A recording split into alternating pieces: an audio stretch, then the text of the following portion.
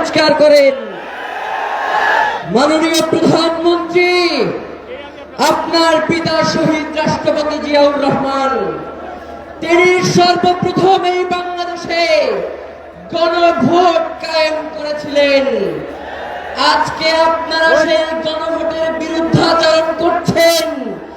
আপনারা শুধুমাত্র গণভোটের বিরুদ্ধাচরণ করছেন না, মূলত বিএনপির জন্ম যেই গণভোটের মধ্য দিয়ে আপনারা তো নিজেদের জন্মকেই অস্বীকার করছেন।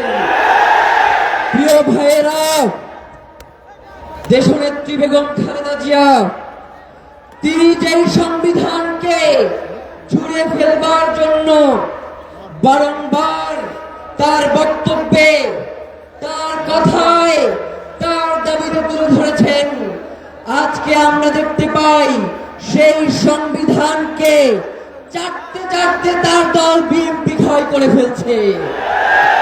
সুতরাং যেই বিএনপি তার শহীদ প্রেসিডেন্ট জিয়াউর রহমান, যিনি এই দলের প্রতিষ্ঠাতা, তাকে স্বীকার করে না, যেই বিএনপি বেগম খালেদা জিয়ার কথা রাখে না, সেই বিএনপি তো তলাবিহীন ঝুড়ি, সেই বিএনপির কোন মেরুদণ্ড নেই। যদি সেই বিএনপি বাংলাদেশে অরাজক পরিস্থিতি তৈরি করতে চায়, তাহলে আপনাদেরকেও আমরা বলে দেই, আমরা নতুন করে এমন রাজনীতি শুরু করব, যে রাজনীতি হবে আপনাদের দলের প্রধান জিয়াউর রহমান এবং বেগম খালেদা জিয়ার রাজনীতি। প্রিয় ভাইয়েরা, আমরা পর্দার আড়ালের কোন শাসন দেখতে চাই না। আমরা জনগণ যাদেরকে ক্ষমতায় বসিয়েছি, প্রধানমন্ত্রী বানিয়েছি, আমরা তাদের সাথে সরাসরি কথা বলতে চাই। আমরা জানতে চাই এই প্রধানমন্ত্রী তিনি কি প্রক্সি প্রধানমন্ত্রী হবেন নাকি জনগণের প্রধানমন্ত্রী হবেন? তিনি কি জনগণের কথা বলবেন নাকি তাকে সেট করে দেয়া হয় যেই কথাগুলো সেই কথাগুলোই তিনি বারংবার বলবেন?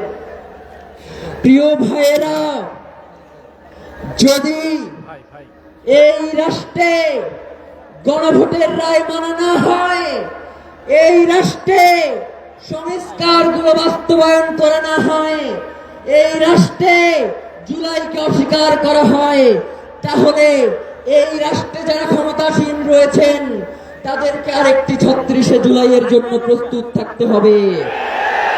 প্রিয় ভাইয়েরা, শহীদ ওসমান হাদি এই কথাগুলো অত্যন্ত স্পষ্ট ভাষায় বলতেন।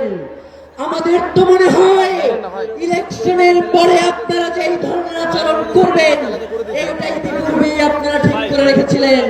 নয়তো প্রধানমন্ত্রী বলে জনগণের পক্ষে হ্যাঁ দাও, আর তৃণমূল বিএনপি কে বলে না দাও।